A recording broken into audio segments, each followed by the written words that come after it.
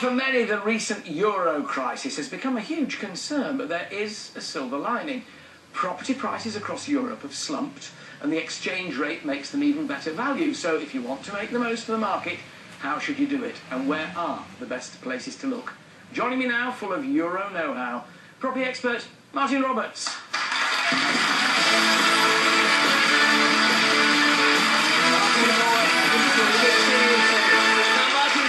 Folk out there who've got properties abroad who say, you must be joking, I've been having great trouble with mine. Worst thing I ever did, buying a property overseas. It's been very tough times for people who've actually got property, and I think there's things you can do if you've got existing property, but I think if you're looking to buy, you have to follow some rules and make sure you check it out properly before you do buy. The rules are? Well, get a UK-based specialist lawyer who knows about buying abroad. Buy through something called the Association of Independent Property Professionals, International Property Professionals, who's like a body which regulates agents. Don't leave your brain at the airport when you get on the plane. You know, do your research. And don't be seduced by, you know, we've all been on holidays this summer perhaps, seeing somewhere that looks quite sexy, a lovely place to live, or possibly rent out. Don't be too seduced. People who looked at buying abroad, I think with a view to it being a money generator in terms of renting it out, have found all sorts of problems. So what you're saying is buy it as a bolt hole for yourself, buy wisely, and now's the time for bargains. Yes, well, if you look carefully and you do your research, there are some real bargains to be had. And as you said, it's not only a case of prices dropping, and we have seen some dramatic drops in Europe over the last 5 years. Let's have a look then, because the first country most people seem to want to go to Spain. Can we look at Spain first? Yeah, it was always the #1 place that people wanted to go to and buy, and it still is. So there's all sorts of bargains available over Spain. We focused in on the Costa del Sol, a perennial favourite just outside Estepona. Again, a really popular place for Brits. A fantastic bolt hole. A beautiful beachfront development, high-end 2-bed apartment. At the height of the boom, it would have cost you about €500,000. Gosh. So €500,000. Yeah. However, given everything that's been going on, there are some amazing deals. So what would I have to pay for this now, Mark? What would I have that for? Well, probably 400 it's come down to.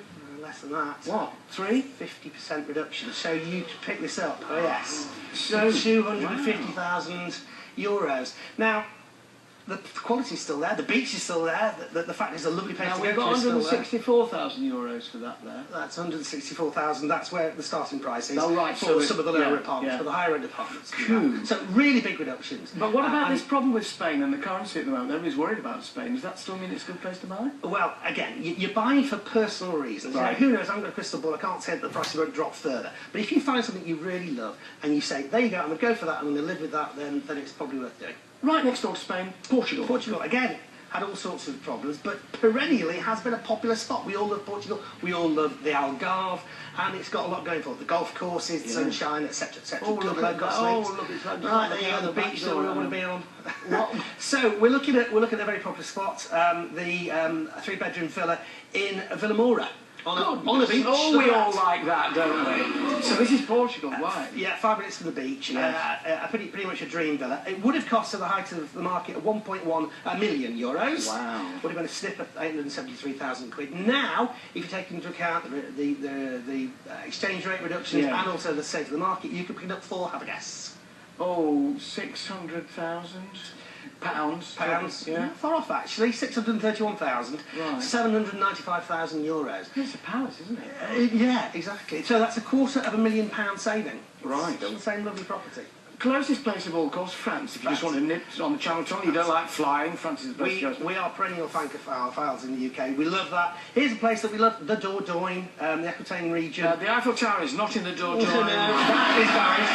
Just wondered in which spot. Which is a good place to do, but the property we're looking at is in the Dordogne.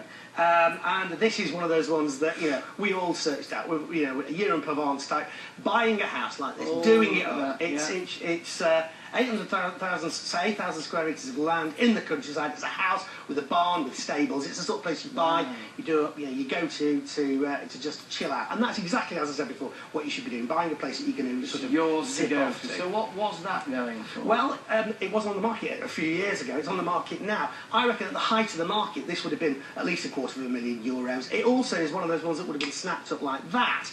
But you can actually search the market, and these kind of things are out there to be grabbed. So what can you buy this for now, then? Now, have a guess. Well, if you well, I'd have thought that was well over £250,000 now. No, €194,000. Euros? 150, just over 150,000. Well, come on, we're all moving. Yeah, we'll Astonishing. as much wine as you can drink. Bulgaria, obvious Yeah, well, it was one of those boom places that nobody had heard of, but suddenly it became popular. A lot of people went to the Red Sea resorts and discovered they're not necessarily year-round. They've had all sorts of problems with properties not being built and getting hold of the builders and all those kind of issues you can actually find yourself in. But the capital city, Sofia, has always done reasonably well, although prices are now at their lowest level since 2007. We're looking at a little place just on the outskirts of the capital city, on the main road to Sofia, now, 2,000 square. This is not €1.5 million, is it? No, modest. At the height of the market, it would have been €85,000. You could now pick that up if you so desire for, have a guess. €50,000? Pretty good, 55. And what's that in English? In English, 44,000. 44,000. Just give us just time for your property to, as you say, take lots of precautions when you're doing this. UK-based lawyer who's a specialist in overseas property. Go for built properties, I would say, rather than stuff that's off-plan, because at least you know it's definitely going to be done. And don't think about buying it, you basically think about buying it for your own use rather than other means. And the Association of International Property Professionals, the IPP, are a good so that way you've got all your eventualities covered. And your top property tip of the week for buying in this country at the moment? In the UK, buy places where there's money being spent on infrastructure such as rail links and new road bypasses and things like that. For instance, West Drayton, Crossrail, prices are looking set to do really well. Ebbsfleet, what happened there when they put the Channel Tunnel rail link in? And places like Manchester where they put in the tram system. Look at extensions to that, look at areas where there's likely to be a road bypass. Buy in those areas. If somebody else is putting in transport infrastructure, you can benefit from it. I'm going home now and saying to Mrs T, we're moving to West Drayton. May not be here tomorrow. Bye, thanks to Martin Roberts.